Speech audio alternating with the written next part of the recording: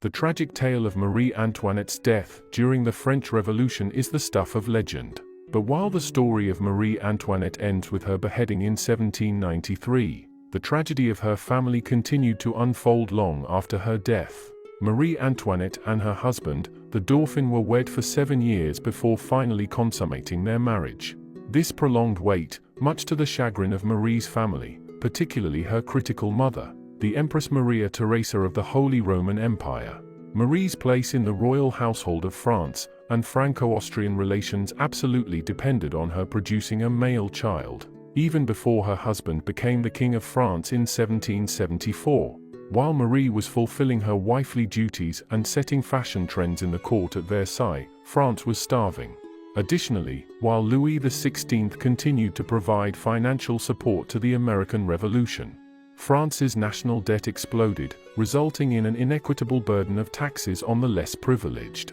The combination of soaring unemployment and crop failures in the late 1780s turned France into a volatile mix of discontent, anger, and bitterness.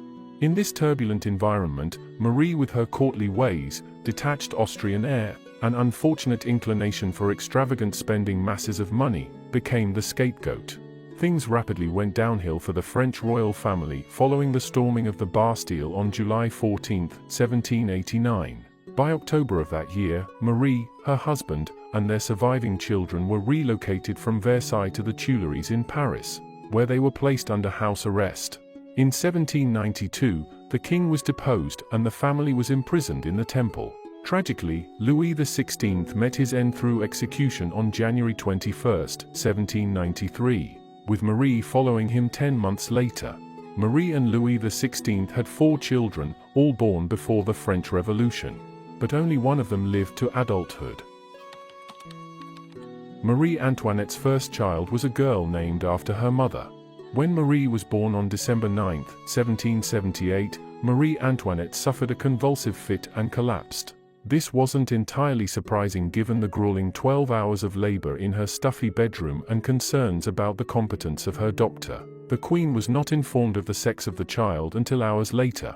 However, when she woke up, she reportedly said, "Poor little girl, you are not what was desired, but you are no less dear to me on that account. A son would have been a property of the state, you shall be mine." Following the tragic loss of her parents, Marie became a true orphan. She remained in the Temple prison before her release in December 1795. Shortly thereafter, she was married to the Duke, nephew to the new king, the self-styled Louis XVIII, and now heir to the throne of France. As the Duchess, however, her life did not improve. Her marriage was an unhappy one and never consummated. The tragic circumstances of her early life had left her bitter and angry, and she was to spend most of her life exiled from France. She did not inherit her mother's renowned beauty or her grace. Nevertheless, for a time, as her husband's claim on the throne became even more assured, she bore her mother's title, Madame Dauphine.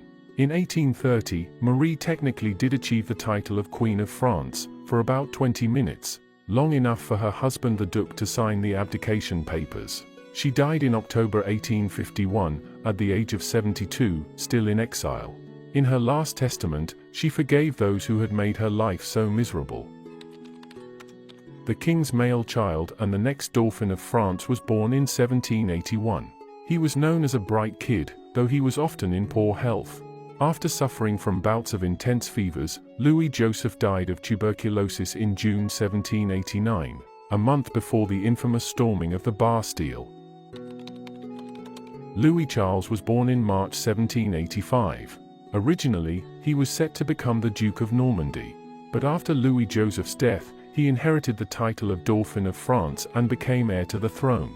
After his father's execution, royalists continued to recognize the imprisoned child's claim to the French throne. Louis was removed from his mother's care not long before her execution. He later provided testimonies against Marie Antoinette. He was manipulated by an abusive cobbler and forced to say his mother had molested him. Louis died in prison at the age of 10, most likely of tuberculosis exacerbated by his brutal prison conditions. The coroner who performed the autopsy preserved the boy's heart and kept it hidden for years. In 1975, the mummified organ, which had spent a stint in Spain after being stolen by a student, was sent to the Basilica of Saint Denis. Marie Antoinette's youngest child was born prematurely in July 1786. She died just a month shy of her first birthday.